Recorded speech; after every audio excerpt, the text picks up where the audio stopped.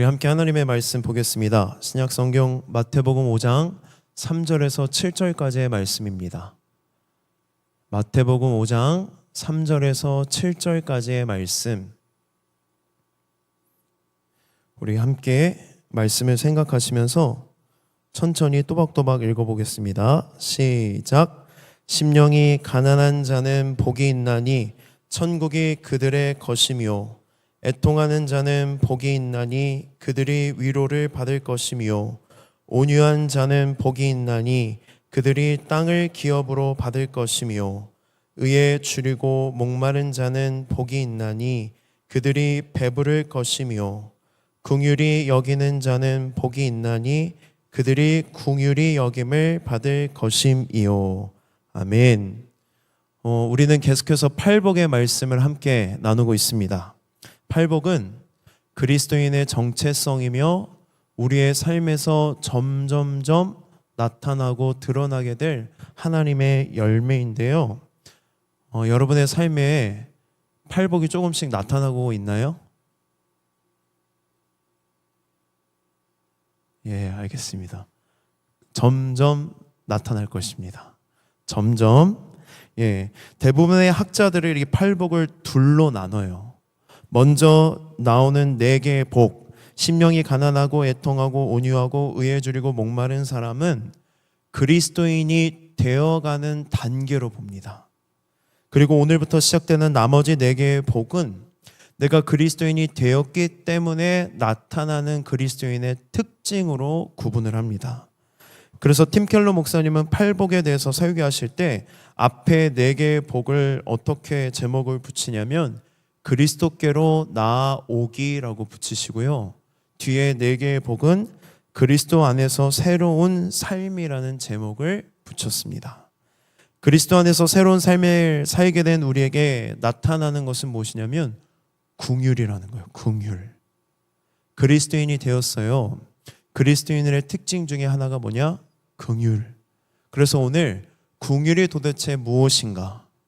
그리고 긍휼히 여기는 삶을 주님께서 어떤 복을 주시기로 약속하셨는지, 그리고 긍휼히 여길 수 있는 힘이 어디에서부터 오는지에 대해서 우리 함께 말씀의 은혜를 나누도록 하겠습니다. 제가 이번 주 설교를 준비하면서 흥미로운 사실을 하나 발견했는데요. 존 스토트 목사님과 마틴 로이드 존스 목사님 두 분 다 긍휼을 이야기할 때 은혜를 빠짐없이 이야기하더라고요. 그러니까 긍휼을 이해하려면 은혜도 함께 이해하고 생각해야 된다고 두 분이 동일하게 책에다 이렇게 적어 놓으셨다고요. 은혜는 무엇이냐면 받을 자격이 없는 죄인에게 값없이 하나님의 은혜를 베풀어 주셨다는 것을 은혜라고 해요. 구원의 은혜라고 하죠. 우리는 구원을 받을 자격이 있나요? 구원을 받기 위해서 우리가 뭘 했나요? 자격도 없고 한 것도 없는 자에게 값없이 선물로 주는 것을 은혜라고 해요. 그렇다면 긍휼은 무엇이냐면 이 은혜를 베푸는 과정에서 상대방에 대해서 불쌍히 여기는 마음, 그 사람의 상태와 상황에 대해서 동정하고 공감하는 마음을 뭐라고 부르냐면 긍휼이라고 부릅니다. 그런데 여러분, 이 두 가지를 왜 같이 생각해야 되느냐?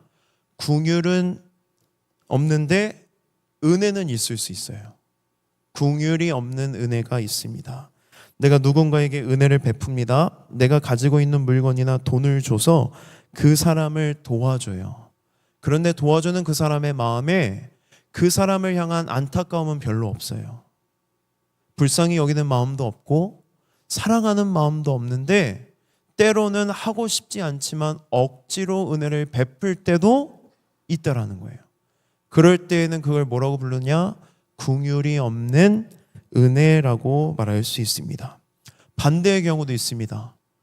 긍휼은 있는데 은혜가 없는 경우가 있어요. 저는 유튜브를 보다 보면 제가 프리미엄 구독을 못하고 있어서 광고를 다 봐야 돼요. 근데 제가 보는 광고 중에 제일 제 마음을 안타깝게 하는 광고가 뭐냐면 초록우산 광고예요. 그 넘기기도 애매하고 다 보고 있자니 마음이 애리고, 그리고 구독할 여력이, 그 정기 후원할 여력이 저한테 없어요. 목사님 왜 그러십니까? 정기구독하고 있어요, 여러분. 근데 구자를 더 늘릴 여유가 없을 뿐이에요. 근데 그런 광고를 보고 우리가 마음이 어때요? 궁율이 일어나요. 아, 정말 안 됐다. 도와주고 싶다. 그러나 여러분들의 마우스 클릭은 어디로 가고 있습니까? 광고 넘어가기. 스킵.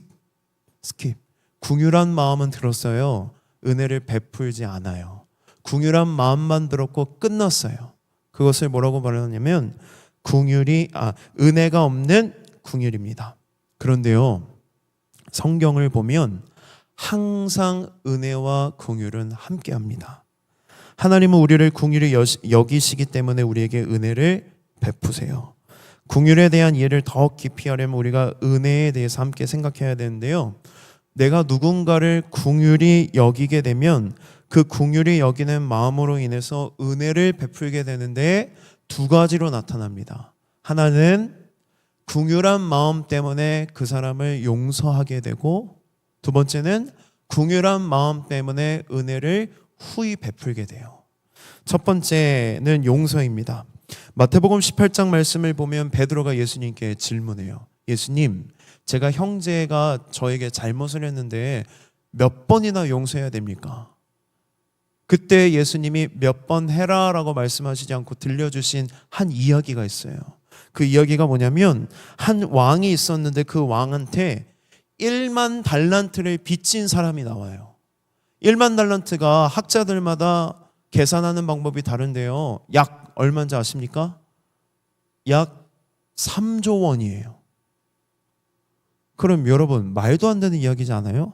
어떤 미친 사람이 한 나라의 왕한테 3조 원을 빌리고 갚지 않고 있어요. 그러니까 이 이야기는 무슨 이야기냐면 말도 안 되는 이야기고, 1만 달란트는 갚을 수 없는 무한한 빚을 은유적으로 표현한 거예요.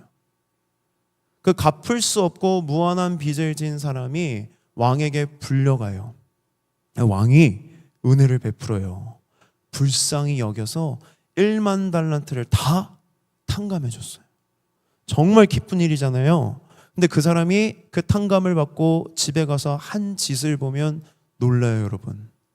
자기한테 100데나리온을 빚진 사람이 있었어요.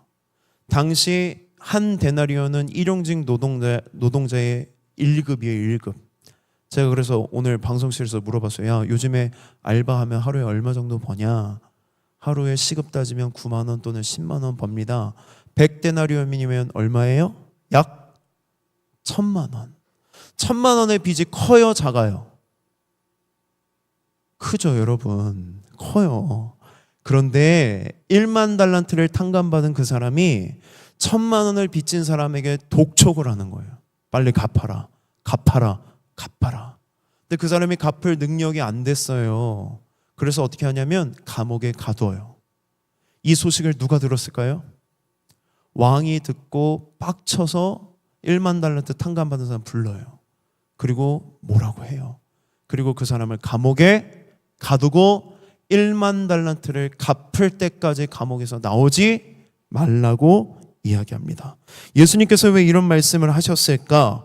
우리 마태복음 18장 32절과 33절 두 절의 말씀을 한번 읽어보도록 하겠습니다. 시작.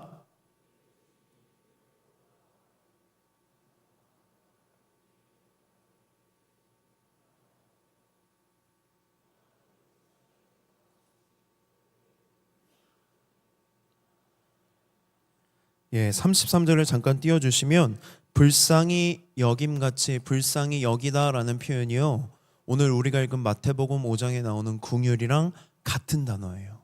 그러니까 내가 너를 궁율이 여겨줬는데 왜 너는 궁율이 여기지 않느냐라고 1만 달란트 탕감받은 사람에게 왕이 이야기하는 것입니다. 여기서 말하는 궁율의 의미는 용서예요. 용서란 무엇이냐면 빚진 것을 탕감해 준다는 의미가 담겨 있습니다. 누군가 나에게 잘못했어요. 그러면 내가 그 잘못을 똑같이 갚아주는 걸 뭐라고 말하죠? 복수라고 말해요. 복수가 되면 우리는 정의를 이뤘다라고 생각합니다. 그런데 누군가 나한테 잘못을 했는데 그걸 그냥 갚지 않기로 선택할 수도 있어요. 그걸 뭐라고 불러요? 용서한다고 불러요. 그런데 여러분, 용서에는 항상 값을 지불해야 돼요. 제가 이전에 자동차 예화 들어본 적 있죠? 기억나세요? 세우미가 저한테 벤츠 사준다고. 벤츠는 기억나시죠? 벤츠가 뭔지도 모르고 내일 가서 사줄게 이렇게 얘기했었는데 세우미가 나중에 성공해서 진짜 벤츠를 사줬어요. 제가 막 너무 아끼고 사랑하는데 차를 잠깐 대놨는데 어린아이들이 와서 공을 차다가 공으로 제 자동차를 찬 거예요. 그래서 이렇게 세게 찼는지 본넷이 좀 들어갔네요. 그럼 마음이 찢어지죠. 근데 애들을 보니까 궁일이 여기는 마음이 들어서 괜찮아, 내가 너희들을 용서해 줄게 라고 말하면 그 본넷이 움푹 파인 것에 대한 값을 누가 지불하겠다는 거예요? 내가. 용서는 이런 의미예요. 내가 받고 있는 피해에 대해서 내가 감수할게.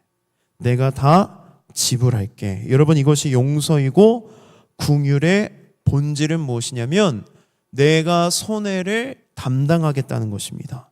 상대방의 처지에 공감해서 상대방이 내게 입힌 손해를 내가 갚기로 결정합니다. 왜 그래요?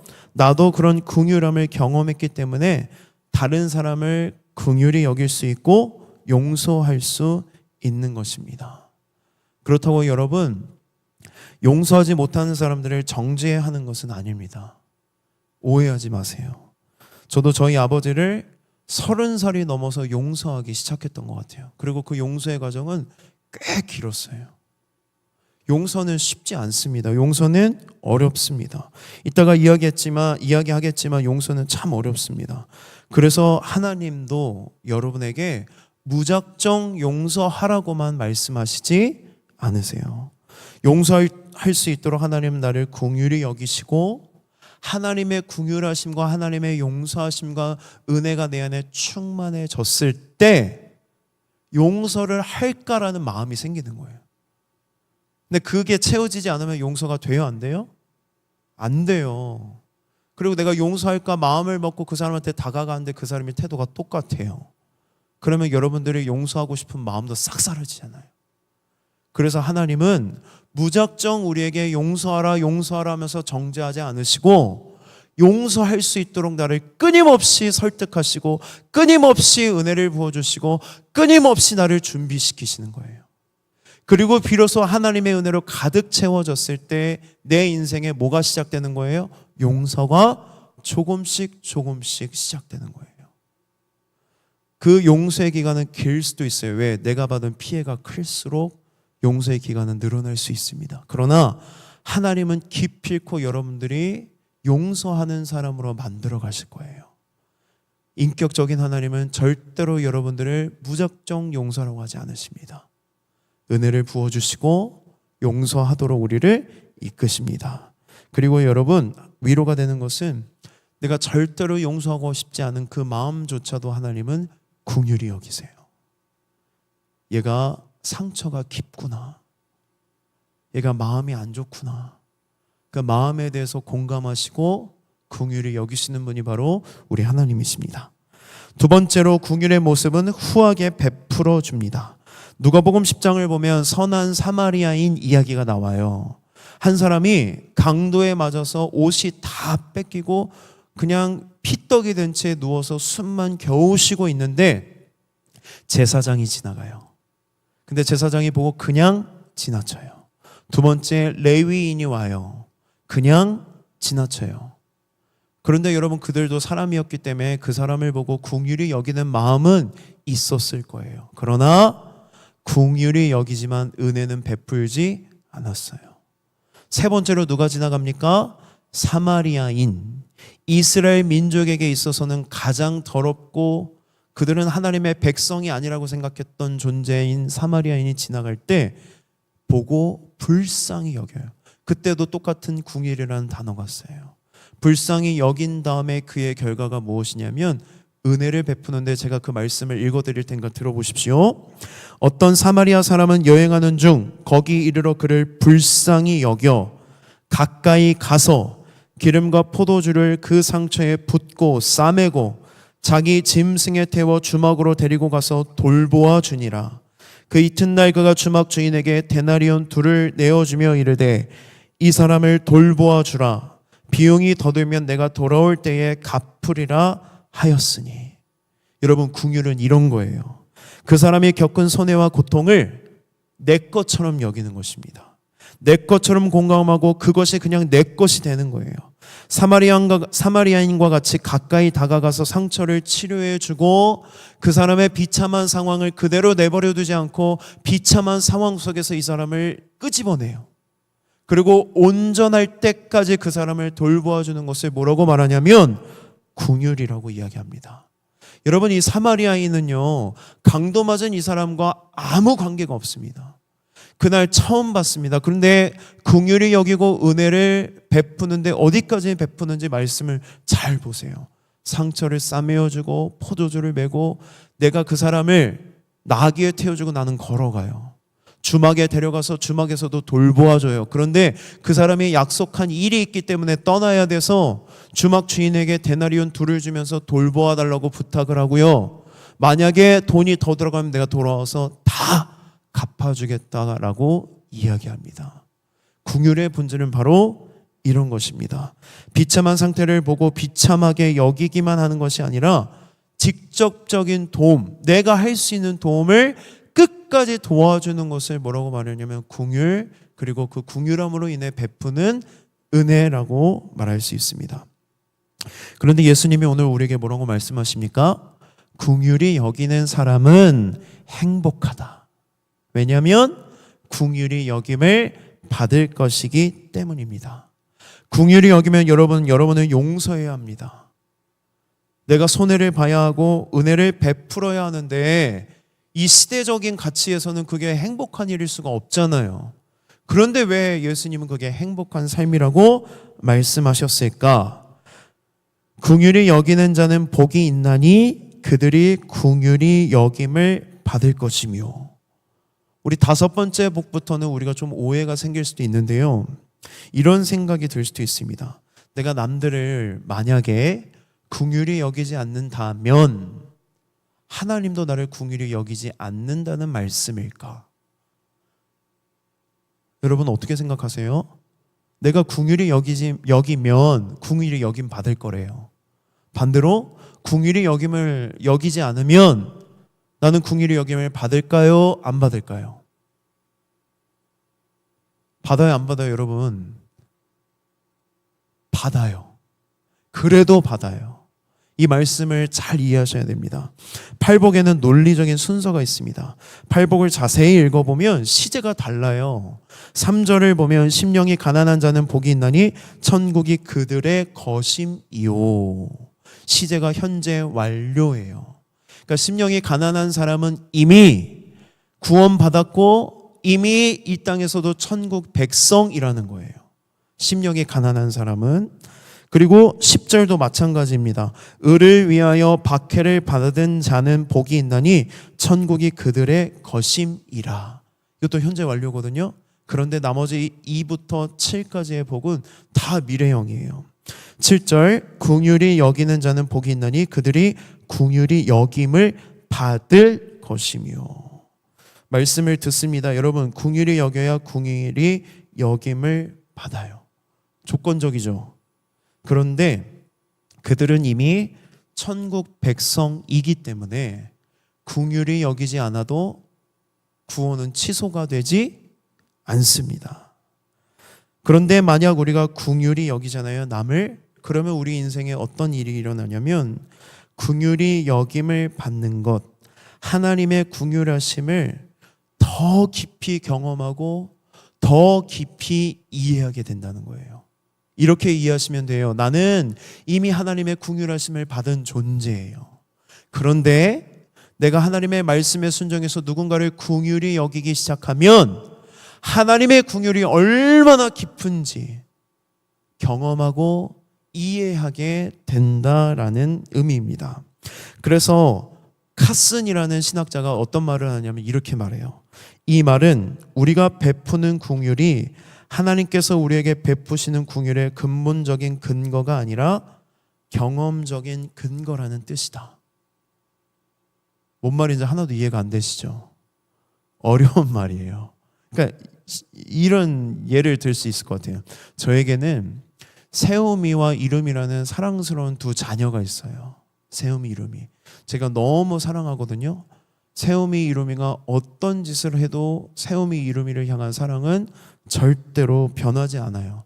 저는 세움이와 이름이를 긍휼히 여겨요. 세움이나 이름이가 아프면 그 아픔 때문에 제가 대신 아파주고 싶어요.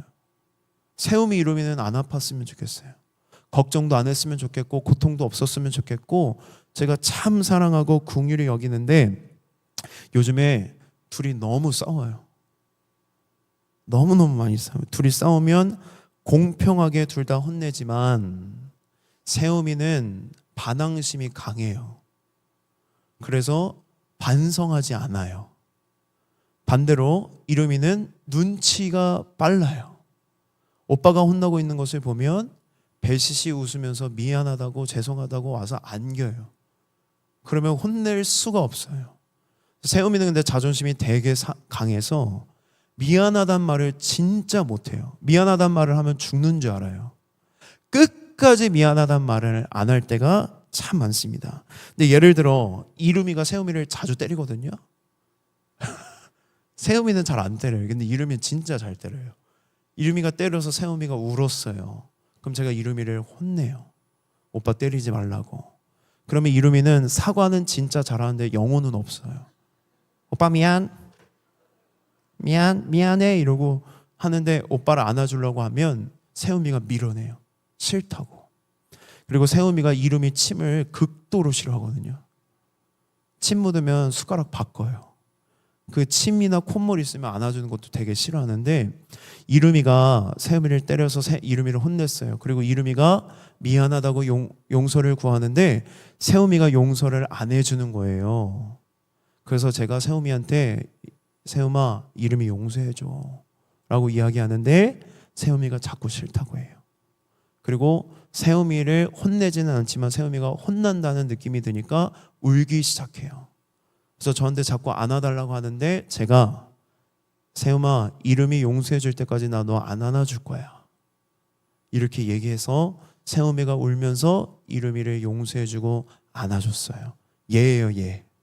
그래서 제가 이런 일은 수도 없이 일어나는데 이름이를 용서해 줘서 세움이를 안아주고 눈물을 닦아주면서 잘했다고 토닥여줘요. 그러면 여러분 세움이는 그 당시에는 억울한 마음 때문에 긍휼함이 뭔지를 이해하지 못하지만 이후에 있어서는 긍휼이 뭔지를 더 깊이 경험할 수 있게 된다는 말이에요. 이해가 되세요?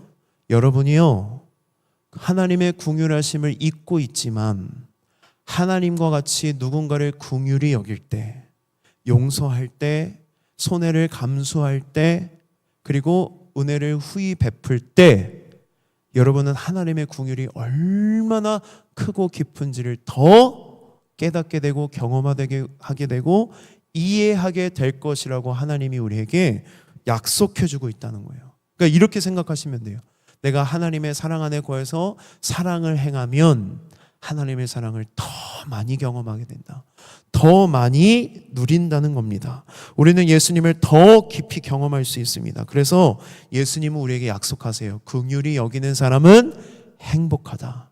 왜냐하면 나의 긍휼함의 차원이 더 깊다는 것을 경험적으로 알게 될 것이고 이해할 것이라고 우리에게 약속하셨습니다. 그런데 여기서 문제가 있습니다. 여러분 문제가 뭐예요? 저와 여러분은 긍휼함이 없다는 거예요. 긍휼하고 싶은 마음이 우리 안에 없어요. 여러분 누군가를 용서하고 싶은 마음이 매일매일 생기나요? 복수 안 하고 용서해주고 뭔가 내가 가지고 있는 것을 후히 베풀어주고 싶고 내가 피해를 막 당하고 있는데 피해를 내가 다 안아주면서 괜찮아 이런 말을 여러분 자주 하고 있다면 여러분들은 긍휼한 사람이에요.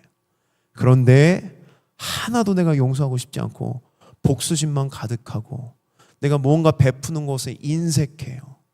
그러면 여러분은 긍휼히 여기지 않고 있다는 거예요. 여러분들을 정죄하는 게 아니에요. 저도 그래요. 누군가 저에게 잘못을 하면 용서하고 싶은 마음이 안 생겨요. 후히 베풀고 싶은 마음이 없어요. 마음에 그런 응어리진 것들이 있다라는 것입니다. 우리는 긍휼히 여기는 것이 어려워요.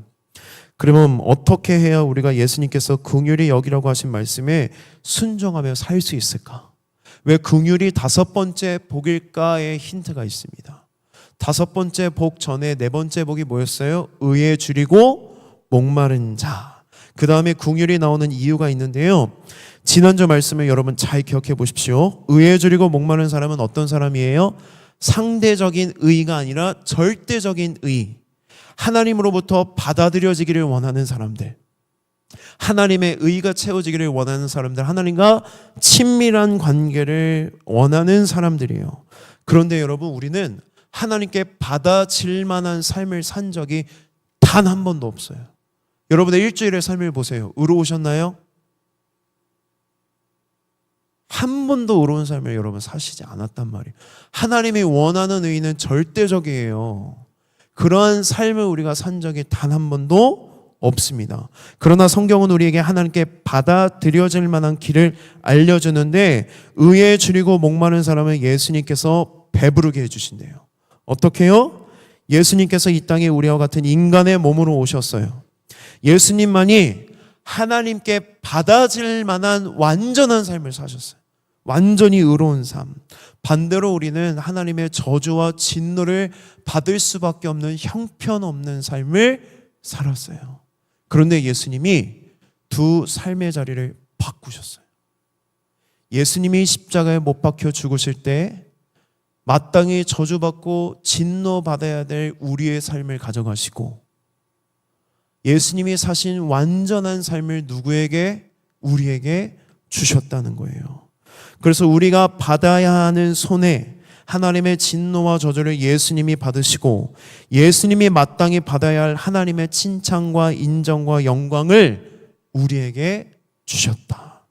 우리를 의롭게 하셨다. 그래서 의에 줄이고 목마른 사람을 이 의로 배부르게 채워주신다고 약속하셨어요. 그러면 여러분 물어보겠습니다. 여러분이 의로워질 때 뭘 잘한 게 있나요? 여러분이 의로워지기 위해서 자격을 갖추셨나요? 우리는 한 게 아무것도 없습니다. 예수님이 우리를 긍휼히 여기셔서 우리가 마땅히 받아야 할 손해를 예수님이 대신 받으신 거예요. 긍휼의 본질이 뭐라고 제가 이야기했습니까? 다른 사람의 손해를 내가 대신 받는 것, 은혜를 후히 베푸는 것이 긍휼의 본질이에요. 예수님 우리를 긍휼히 여기셔서 기꺼이 우리가 받아야 될 손해를 다 떠안으셨습니다. 그리고 우리의 죄를 다 용서하셨습니다. 우리를 대신해서 모든 손해를 감수하셨습니다. 이게 뭐냐면 여러분, 이게 복음이에요. 너희들이 한 건 아무것도 없다. 예수님이 다 하셨다. 예수님을 믿으면 우리는 의로워진다. 이것이 기쁜 소식 복음입니다. 여러분과 저는요, 1만 달란트를 탕감받은 존재예요. 갚을 수 없는 3조 원의 빚을 예수님이 다 뒤집어 쓰시고 갚으셨습니다. 여러분, 긍휼히 여기는 마음이 여러분 안에 도저히 생기지 않을 때 내가 받고 있는 긍휼에 대해서 묵상해 보십시오. 내가 어떻게 의롭다함을 받았는지 묵상해 보십시오. 여러분, 이런 상상 안 해보셨나요? 왜 예수님은 우리와 같은 인간의 몸으로 오셨을까? 우리와 같은 마리아의 뱃속에 태아로부터 시작되셨잖아요. 성령으로 잉태돼서 태아로 잉태되고 10개월 뒤에 우리와 같이 아기로 태어나시고 우리가 살아온 모든 인생을 다 사셨어요. 그리고 33살에 십자가에 못 박혀 죽으십니다. 어린 시절에 대한 이야기는 신약성경에 조금 기록되어 있지만 30살이 되기까지 예수님의 삶은 기록되어 있지 않아요. 그런데 성경학자들은 추측해요. 요셉은 가난한 목수였고 나이가 많았기 때문에 가난한 목수의 아들로 태어난 예수님의 인생은 고달팠을 것이다.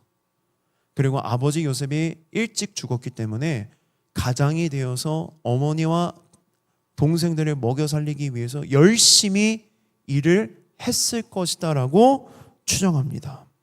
왜 예수님은 힘들게 이 땅에서 33년이나 사시고 십자가에서 죽으시고 부활하셨을까? 이런 상상 안 해보셨나요, 여러분? 그냥 중간 과정 다 생략하시고 어느 날 갑자기 33살에 예수님이 이 땅에 오시는 거예요. 그리고 딱 1년 동안 아이돌 활동하는 것처럼 활동을 급하게 막 해요. 여기저기 막 돌아다니고 내가 예수라고 홍보를 하고 내가 너를 위해서 너희들의 죄를 대신해서 죽기 위해 이 땅에 왔다 하고 죽으시고 부활하셨다면 여러분, 예수님은 우리를 긍휼히 여기실 수 있는 하나님이 되실 수 없었을 것입니다. 은혜는 베푸실 수 있어요. 왜? 우리의 죄를 대신해 죽으셨고 모든 죄를 용서하셨고 후하게 베푸르셨기 때문에. 그러나 인간의 인생을 살아보지 않는 예수님이라면 우리의 고달픔이나 우리의 고통이나 우리의 연민이나 염려에 대해서 하나도 공감하지 못하시는 하나님이 될 뻔했다는 거예요. 그래서 예수님은 우리를 긍휼히 여기시기 때문에 우리의 인생과 같이 태아로부터 시작하셔서 모든 것을 다 경험하셨기 때문에 우리를 긍휼히 여기실 수 있다는 거예요. 동감하시고 공감하시고 동정하실 수 있는 분이 바로 예수님이십니다. 여러분, 긍휼히 여기는 것은 참 어렵습니다. 여러분, 지금 용서하라고 했을 때에 떠오르는 몇몇의 사람들이 있잖아요. 그 사람들 오늘 기도하고 용서하세요 하면 용서가 되나요? 그 사람한테 용서하려고 내가 가서 나 너 용서하기로 했어 하면 그 사람이 놀랄걸요? 네가 왜 나를 용서해 줘야 돼? 몰라요. 가해자들은 피해자들만 알아요. 그런 마음이 들어도 여러분 긍휼히 여길 수 있나요? 누군가 자꾸 나에게 피해를 줘요. 직장에서, 학교에서. 피해를 내가 다 감수할 수 있나요? 못해요. 어려워요. 내가 맨날 맛있는 걸 사요. 근데 쟤는 한 번도 안 사요. 그럼 여러분 마음에 어떤 생각이 들어요? 안 사주고 싶은 생각이 들지 않아요? 쟤는 베풀 줄 모르는구나. 쟤는 사줄 필요가 없겠구나. 긍휼은 참 어려운데요. 여러분, 한 가지 깨달아야 될 게 있는데요. 긍휼은 하나님에게도 어려웠다는 거예요. 긍휼은 예수님에게도 어려웠다는 것입니다. 왜냐하면 공의의 하나님은 반드시 죄를 심판하셔야 했기 때문입니다. 그래서 하나님도 예수님도 우리를 용서하시기 위해 긍휼을 베푸시기 위해 직접 고통을 당하셔야만 했습니다. 하나님은 사랑하는 아들을 십자가에 못 박고 모든 진노를 퍼붓고 저주하고 버려야 했습니다. 예수님은 단 한 번도 하나님이랑 떨어져 본 적이 없고 늘 하나님께 받아들여졌고 늘 하나님과 사랑했지만 하나님에게 철저하게 버림받았어요. 여러분, 정말 긍휼히 여기고 싶지 않은 사람이 있습니다. 용서하지 않고 싶고 은혜를 베풀기 싫은 사람이 있습니다. 그럴 때마다 예수님의 십자가를 바라보십시오. 긍휼히 여기라는 명령은 예수님에게도 가혹했습니다. 다만 예수님과 우리에게 다른 점이 하나 있습니다. 예수님께서는 우리에게 약속하십니다. 긍휼히 여겨라. 이웃을 사랑해라. 용서해라. 피해를 감수해라. 은혜를 베풀어라. 그러면 내가 너희들을 긍휼히 여길 거야. 그러면 나의 긍휼이 얼마나 깊은지 이전보다 차원이 다른 긍휼을 너희들이 경험하게 될 거야 라고 우리에게 약속하셨지만 예수님은 달랐습니다. 하나님은 예수님에게 내 백성을 긍휼히 여기라는 명령을 듣고 순종하셨지만 예수님은 긍휼히 여김을 받지 못했습니다. 예수님은 십자가에서 버림받으셨습니다. 우리가 긍휼히 여기면 긍휼히 여길 것이라는 약속을 받았지만 예수님은 우리를 긍휼히 여기셨지만 십자가에서 하나님께 철저하게 버림받으셨습니다. 그럼에도 예수님은 순종하셨습니다. 그럼에도 예수님은 우리를 긍휼히 여기셔서 우리의 죄를 용서하시고 모든 죄값을 다 감수하시고 우리에게 구원의 은혜를 베푸셨습니다. 여러분, 긍휼은 어렵습니다. 용서하고 손해를 감수하는 것, 은혜를 베푸는 것은 어렵습니다. 그러나 긍휼하기 어려울 때마다 십자가를 바라보십시오. 나를 긍휼히 여기시고 나의 죄를 대신해 십자가에서 죽으신 예수님을 바라보십시오. 나에게 긍휼을 베푸시기 위해 자신의 전 존재를 내어주신 예수님을 바라보십시오. 그 예수님이 우리에게 약속하십니다. 긍휼히 여겨라. 행복할 것이다. 긍휼히 여겨라. 나의 긍휼이 얼마나 깊은지 차원이 다른 긍휼을 너희들이 경험하게 될 것이다. 여러분, 예수님을 더 알고 싶지 않으십니까? 예수님의 베푸신 은혜와 긍휼을 더 깊이 경험하고 싶지 않으십니까? 그렇다면 예수님께로 오십시오. 여러분을 용서하시고 은혜를 베푸시며 다함이 없는 사랑으로 우리를 사랑하시는 그 사랑을 경험하게 될 것입니다. 누군가를 긍휼히 여기지 못할 때 긍휼히 여길 수 있는 힘은 내 안에 없습니다. 긍휼히 여길 수 있는 힘은 오직 예수님의 십자가밖에 없습니다. 날마다 십자가를 바라보시고 긍휼히 여기는 저와 여러분의 인생이 되기를 주님의 이름으로 축복합니다. 아멘. 우리 함께 이 시간 찬양하고 하나님 앞에 결단하며 나아가겠습니다.